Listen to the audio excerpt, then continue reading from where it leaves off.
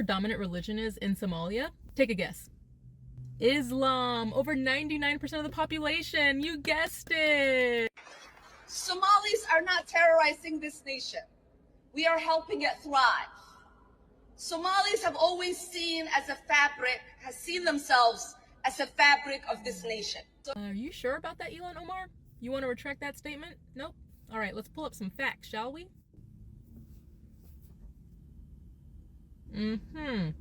Let's pull up some more. Right. Helping America thrive. Here's where my problem lies. Elon Omar is always talking negatively about America, the country that she resides in, and she's always speaking highly about Somalia. You know, the country that she won't go back to. It's amazing how much high esteem Somalia gets when it's coming out of her mouth, just speaking about it, when in actuality, here are the facts about Somalia. So for starters, the United States listed Somalia as a level 4 risk. It's the highest level of advisory. Do not travel there. They're saying it's high crimes, high terrorism, don't forget kidnapping and piracy. Also, forgive me for my pronunciation, but Al-Shabaab conducts terrorism attacks, bombings in Mogadishu. So that's Somalia. Organized crime is very prevalent. It's a hub for human trafficking, illicit network. Oh yeah, and we can't forget in Somalia, there's weak governance. They have poor law enforcement, and also some areas are heavily restricted and governed by Sharia law. So what she's basically saying, and again, let me preface this by saying that if somebody is here in the United States of America and they're embracing the culture and they're respecting our laws and they stand up for the flag and, you know, they acknowledge the fact that they are here based off of privilege and standing on the shoulders of people that have warred, fought, and has progressed this country, sometimes not so much agreeing with how things are going, especially when it came to diversity, equity, and inclusion. But, you know, in a general sense, we fight for betterment, and a lot of times it's not always pretty.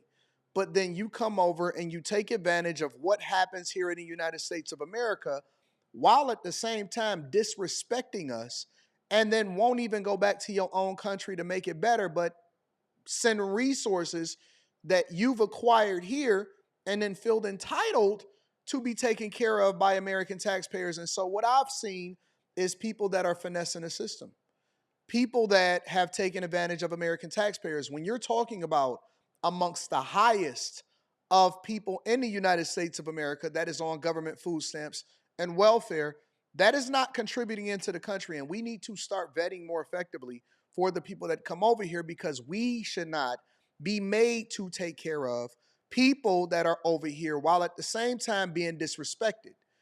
I don't think that that's too much to ask for us to be prioritizing the best and the brightest. And I don't really care about your past circumstances unless it is coming with some kind of crime or all of that type of stuff.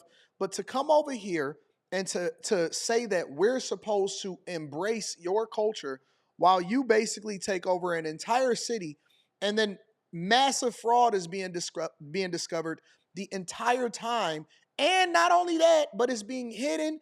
And you have people that are apologizing, liberals that are apologizing on your behalf, while at the same time you finessing taxpayers. It's almost like me thanking you for robbing me, and then I have to make sure that you're comfortable while you're doing it. And I think that that's incredibly disrespectful. You know, I've had several people that email me and say crazy stuff about how, you know, I shouldn't align with white people and white culture and all of this type of stuff. And I'm like, why shouldn't I rock with people based off of character? I never said that all white people are great. I never said that all black people in the United States of America is great. I think we need to throw out the trash, separate ourselves, and then at the same time continue to champion the people that are building up and upholding the values of America and the United States of America. And don't worry about it. We'll get to it. Let's hear more of what she has to say.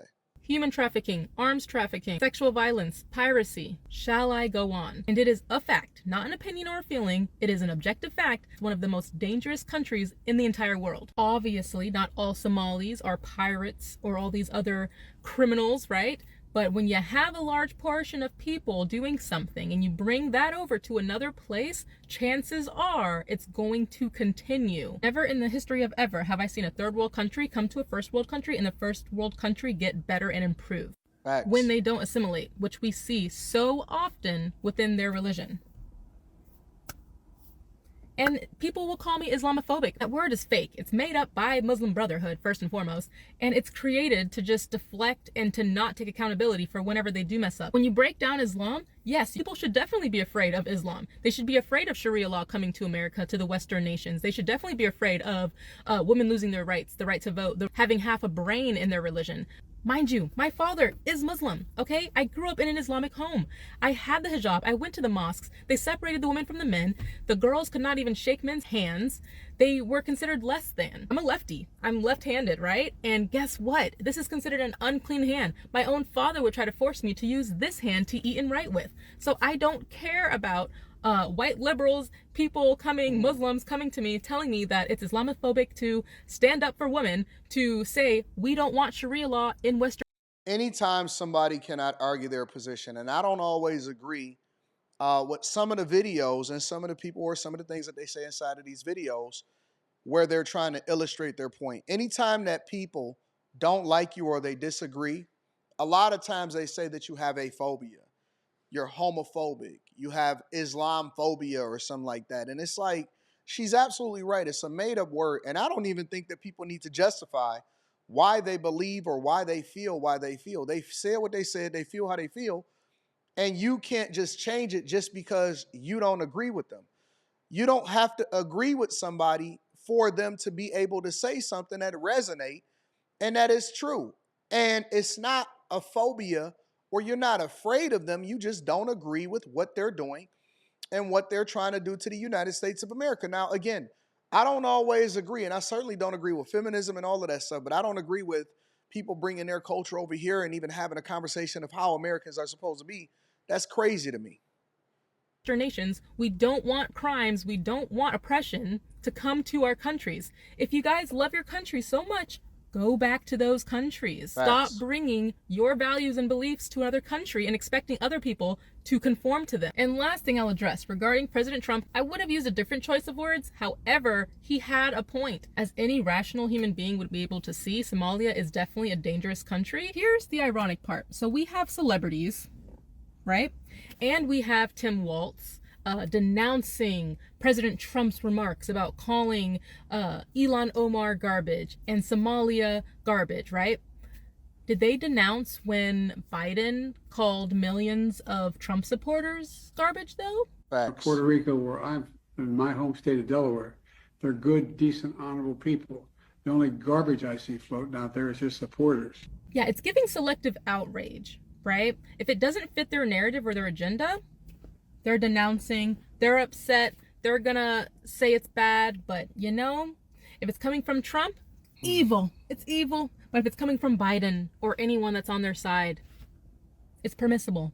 Or Ilhan Omar, because she says some of the most reprehensible things that I've seen a politician, let alone a person, say, and she's a representation of that group of people.